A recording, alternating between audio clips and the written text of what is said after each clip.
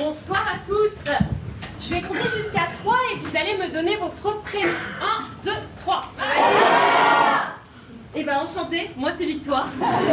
Je ne sais pas ce que je vais faire sur scène et ça tombe bien parce que moi non plus. En fait, j'ai un spectacle qui a pour objectif d'improviser une histoire pendant 1 heure. Alors là, je n'ai que 5 minutes, mais on va improviser ensemble cette histoire. J'aurais besoin que tu me donnes d'avoir un métier, un lieu ou une situation qui te fait rêver, quelque chose qui est lié au monde de l'imaginaire. Ça peut être un métier réel ou un métier imaginaire. Tu peux par exemple me dire qu'on est dans un magasin de bonbons, tu peux me crier astronaute, ou tu peux me dire créateur d'origami à l'aide de brins d'herbe. Ce que tu veux, il y a quelque chose qui te fait rêver, quelque chose de très imaginaire. Je vais compter jusqu'à 3 et tu vas me dire ce que tu as en tête. 1, 2, 3. Ok. Qu'est-ce que tu as dit devant? Astronaute. Vas-y, 1, 2, 3. Il y a quelque chose avec feuillu là-bas, qu'est-ce que tu as dit? J'ai bien les sions. Hein? De quoi? J'ai bien les sions. Ah, qu'est-ce que tu l'as dit? Éleveur de licorne. Éleveur de licorne. Ok, très bien. Et je vais te demander autre chose, c'est le mot que tu veux. Je te laisse 2 secondes pour réfléchir. 1, 2, 3. Biscotte, éleveur de licorne. Et j'aimerais que tu me donnes un lieu. Celui que tu veux, pas forcément lié à éleveur de licorne, donc ne me donne pas forcément une prairie. 1, 2, 3. Vas-y, toi, tout au fond, répète. Pattaya. Tu vas me dire un mot que je peux comprendre en moins de 10 secondes. 1, 2, 3. L'océan. Marseille. L'océan. J'aime bien l'océan. Océan, biscotte, éleveur de licorne. Ok, j'ai tout ce qu'il me faut. On se retrouve dans 5 minutes. Je vais t'improviser une petite histoire.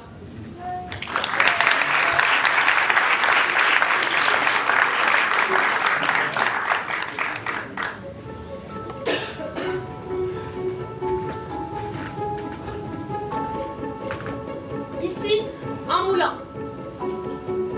Il est grand. Il fait 6 mètres de haut. La particularité de ce moulin, c'est que chaque pale a une couleur différente. Il y a du bleu, du orange, du rose. Il tourne sans cesse grâce au vent.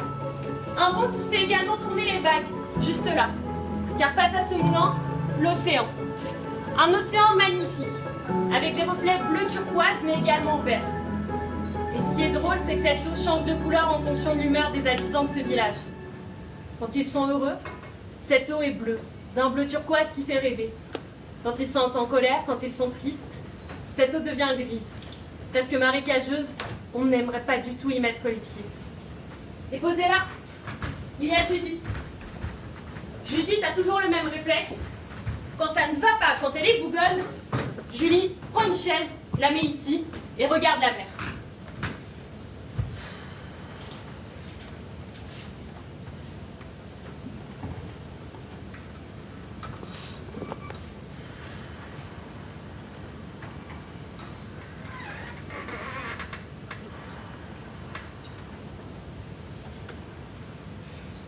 Si Julie a pris ce réflexe de souffler face à l'océan, c'est parce que sa mère lui a toujours dit « Julie, quand tu es bougonne, tu n'es pas belle, tu prends ta chaise, tu sors dehors. » Alors Julie, quand elle a eu 6 ans, elle a pris sa petite chaise, elle a marché, elle s'est mise là face à l'océan.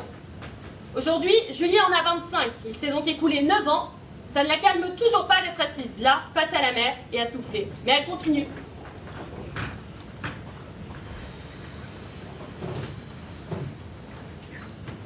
Putain, mais c'est débile de me faire sortir à chaque fois que je m'engueule avec elle.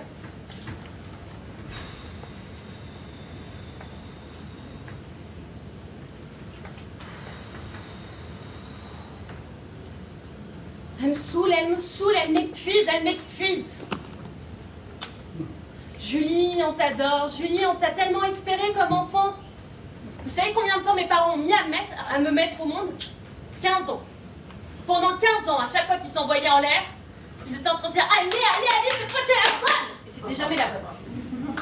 Et puis un jour, un spermatozoïde a rencontré le bon ovule, et ça a donné moi. Sauf qu'en fait, je suis leur plus grosse déception. Parce que ce qu'ils veulent que je fasse, c'est reprendre leur élevage de licornes. Mais les licornes, c'est atroce. Ça ne fait que bouffer de l'herbe, ça ronronne quand c'est content, on ne comprend pas trop pourquoi, et ça montre les dents quand ça n'a pas assez mangé. Une licorne, c'est insupportable, c'est l'être le plus atroce qui puisse exister. Et moi, je suis obligée de reprendre cette ferme à licorne. Mais j'ai pas envie de ça, moi. J'ai pas envie de ça, moi j'ai envie d'aller au bout de cet océan. J'ai envie de prendre une chaloupe et d'avancer comme ça et de voir ce qu'il y a là-bas. Je sais pas, peut-être que là-bas, ils élèvent autre chose. Ils élèvent peut-être des castors ou des hippopotames. Des choses beaucoup plus mignonnes que des licornes. Je veux pas élever des licornes. Je trouve ça nul de vouloir élever des licornes.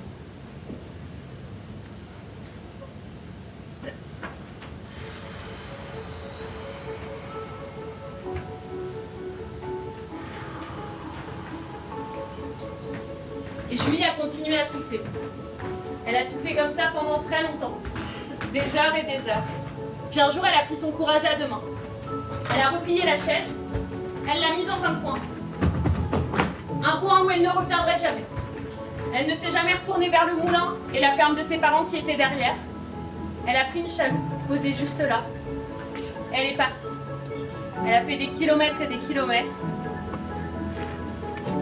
Et arrivée là-bas, au bout de l'océan, elle s'est retournée. L'eau ne changeait plus de couleur et il n'y avait plus de moulin derrière elle. Mais une nouvelle vie commençait.